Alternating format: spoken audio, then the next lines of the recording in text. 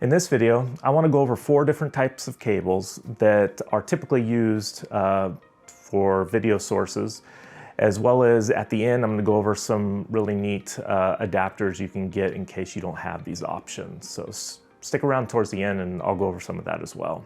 Hey everyone, I'm Austin. My goal in these videos is to help you get the most out of your tech, as well as make informed decisions as consumers.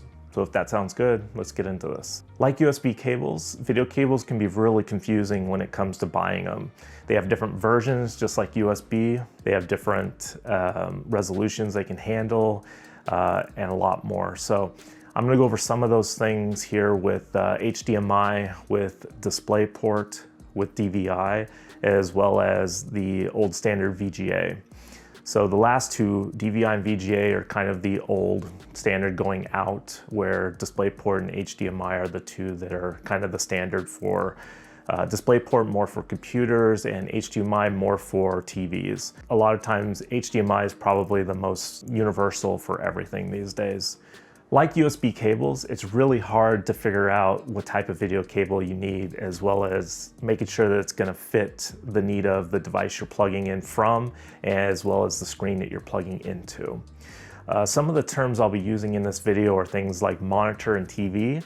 The differences between these is monitors are more for computers and TVs are typically more for your front room and bedroom type setups. They usually have more connections as well as built-in speakers. There's a lot more to talk about with these two different types and the reasoning behind why you'd want to buy a monitor over a TV or vice versa. And I hope to go over more of that in a future video, so keep an eye out for that as well. So the first one on this list is the most universally used these days, and that's HDMI. The HDMI cable is used on both monitors and TVs. It gets used a lot on computers, that's Windows and Mac machines, depending on the type of device you're plugging it in from.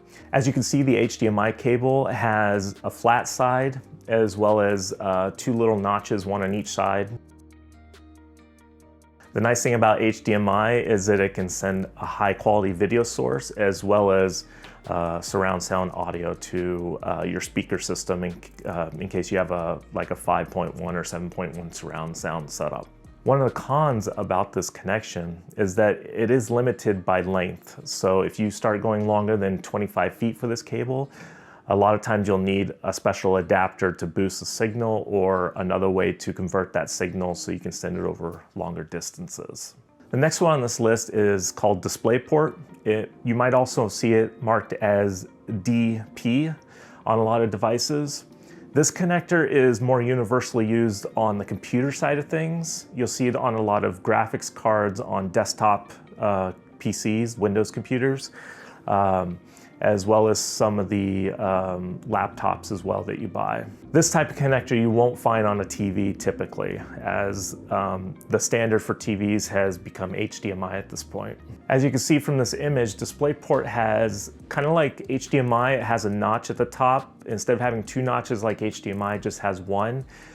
Just like HDMI, this helps you be able to plug it in the proper way. The Pro, just like HDMI, it's really high quality cable and it can send high definition video as well as multi-channel audio. Just like HDMI, it's got a length limit as well. So these digital connectors all have a limit to what they can do, but there's a lot of devices and adapters out there that can extend these connections. So look out for that kind of stuff if you need to go longer than a certain distance.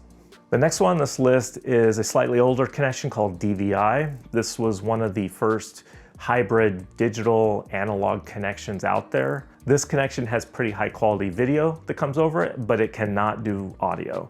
This is a video cable only. This one is usually found on older computers as well as some older TVs. The problem with this cable is that there's so many different versions of this cable.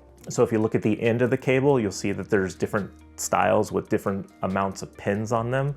And this is a big issue. I remember from my IT days that using this cable was a pain because you had to have adapters around in order for the device you're plugging in to work sometimes. So the last one on this list is one of the older standards. This is an analog connection, which means it doesn't have as high as quality as the other three that I mentioned earlier, but it's a standard that's still used today in a lot of projectors and older TVs. You'll find this maybe at a church or at a conference hall.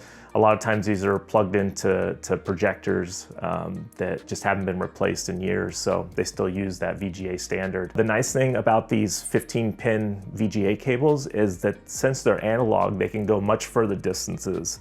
It goes up to about 150 feet depending on the cable and the quality of it. So like I mentioned earlier in this video, there are some ways of getting around some of these issues if you only have one type of video connection and the place you're going to has a different type. You can buy different video adapters that can convert one type of video to another, so you can go from VGA to HDMI or HDMI to VGA. And also for those type of computers like laptops that don't have any video ports at all, sometimes you can find adapters for those computers depending on the device and what it allows. You can get a USB to video adapter so that you can send your signal to a projector or TV in a conference room. So if you have something like, for example, a MacBook Air that just has USB-C ports or Thunderbolt ports, you can get adapters for those that go from that USB-C to any of those four connectors I mentioned earlier: DVI, VGA, DisplayPort, or even HDMI. A lot of times nowadays, a lot of companies use HDMI, so the more popular ones out there are the USB to HDMI adapters. Keep that in mind if you're going to be doing presentations anywhere, and just check ahead to make sure they have the proper adapter for your type of tablet or laptop or whatever you're going to be using to display your presentation. The top of the line cables these days is DisplayPort and HDMI. Either one of those two type of cables will be your best option when you're trying to show the best quality videos, photos, or anything else to external devices. These are the two I recommend for most things. But if you have any questions about video cables or any suggestions to add to this, please post in the comments below and I will do my best to respond to them. And if you want to see more videos like this, don't forget to subscribe, and I hope to see you next time. Bye.